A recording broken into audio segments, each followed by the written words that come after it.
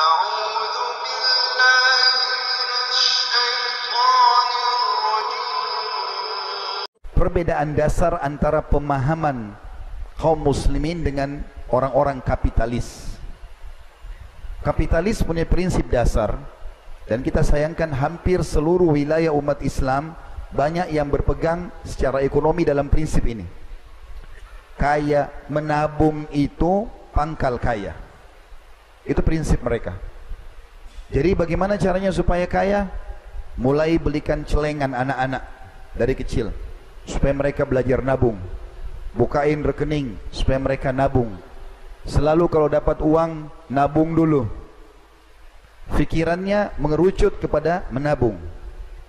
Sementara Islam datang mengajarkan untuk supaya kaya bukan menabung, tapi bersedekah. Kira-kira saudaraku seiman, ketemu nggak antara menabung dengan sedekah? Menabung berarti menyimpan, sedekah berarti apa? Mengeluarkan. Ketemu nggak kira-kira?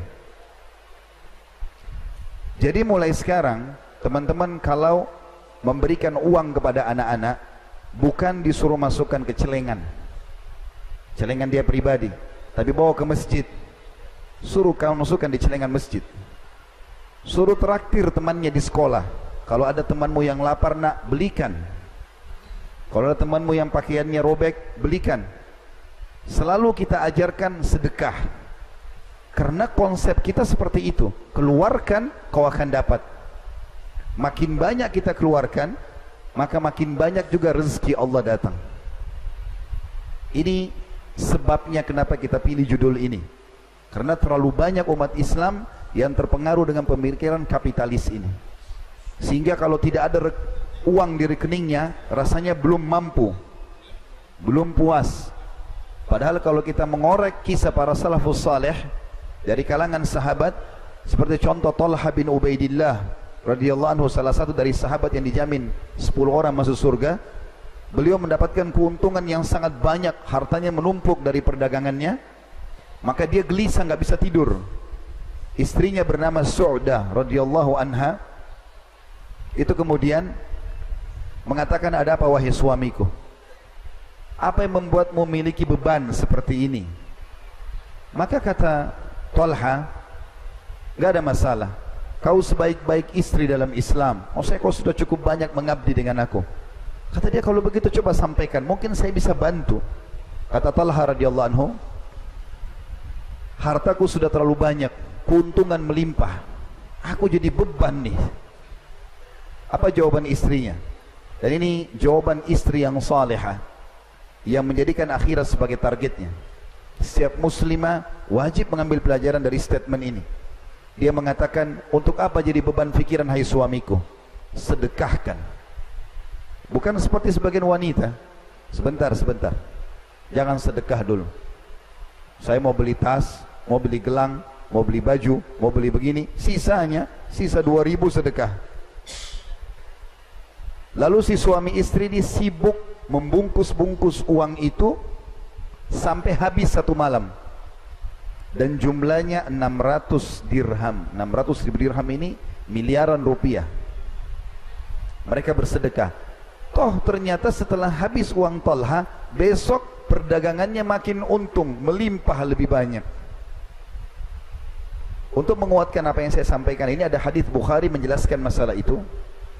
Baginda Nabi SAW pernah berkata, dulu sebelum kalian, dari Bani Israel ada 2 orang, bersahabat mereka berdua. Kemudian Allah Subhanahu wa ta'ala menguji mereka dengan paceklik, panas sekali, sampai tidak ada hujan dan sulit untuk panen tanpa air. Maka kata Nabi SAW, salah satu dari 2 sahabat ini, yang satu melihat ada awan lewat di atas kebunnya, dan dia mendengar suara. Riwayat lain menjelaskan itu adalah suara para malaikat. Allah buat dia mendengar suara itu. Maka dia mendengar mengatakan suara itu, turunkanlah hujan di kebunnya si Fulan. Fulan ini di sebelah, temannya dia. Lalu dia penasaran, diikuti awan itu. Dia jalan, ternyata betul awan itu mampir di kebun temannya di sebelah. Dan uniknya, turun hujan hanya di kebun temannya saja. Dia sendiri nggak kena. Hujan hanya di situ. Semua yang lain satu kota ini nggak ada yang dapat. Lalu apa yang terjadi? Kata Nabi SAW, dia tanya temannya, kau apakan kebunmu ini? Dia bilang, ini jawaban dia, rahasianya kenapa dia bisa mendapatkan hujan di saat peceklik. Bagi yang berusaha, saya dengar di sini dekat dengan pasar, para saudaraku pedagang kaum muslimin, mau kaya, grafik bisnis Anda naik terus, sedekah, tidak ada yang lain. Itu investasi termahal. Maka kata Nabi SAW, yang punya kebun berkata, hasil dari perdaganganku, bukan modalnya, hasilnya aku bagi menjadi 3. Sepertiganya aku sedekahkan dulu, sepertiganya aku berikan kebutuhan keluargaku, dan sepertiganya lagi aku kembalikan ke tambahan modal. Gara-gara itu grafiknya naik terus. Saya punya pengalaman dengan ipar saya.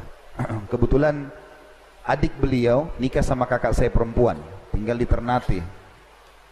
Saya pernah ada acara pengajian di sana, di Maluku. Habis selesai ceramah malam hari, sekitar jam 10 malam, saya duduk ngobrol berdua. Tiba-tiba ada suara, kena pakai atap seng, ada suara seperti batu yang sangat keras jatuh, ribut seng itu. Maka saya kaget, dia tertawa, senyum. Lalu dia mengatakan, itu mangga saya yang sudah matang jatuh. Ustaz mau? Ayo kita makan berdua. Orang sana mengatakan itu mangga madu. Saya tidak tahu di sini bilang apa, tapi di Jakarta juga bilang mangga mana lagi. Biasanya kalau dipotong ada seperti ada titik-titik madunya, manis sekali. Saya makan, memang manis sekali mangga itu, Masya Allah. Mungkin saya bisa katakan belum pernah saya makan mangga semanis itu. Maka selesai habis makan, udah kami istirahat. Habis sholat subuh, waktu syuruk saya pulang ke rumahnya. Kemudian tiba-tiba saya bilang, bisa nggak saya lihat pohonnya? Diizinkan saya ke belakang, lewat dapur ke belakang. Subhanallah, saya lihat pohon itu, saya nggak bisa lupa. Sekarang ini seperti kebayang pohon itu.